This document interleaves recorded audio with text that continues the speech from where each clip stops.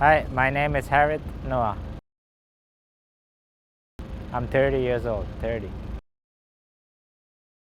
Kerala, India. Yeah, so I started off riding on the paddy fields, like dirt track, it's called in India.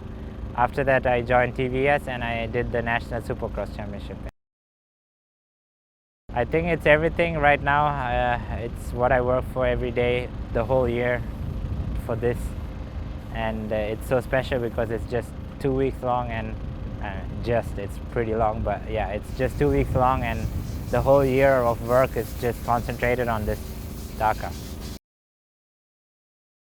There's not one specific memory. It's like a combination of everything. There are so many to speak of, from finishing the first Dakar to finishing 20th in 2021 to getting injured last year and trying to get back.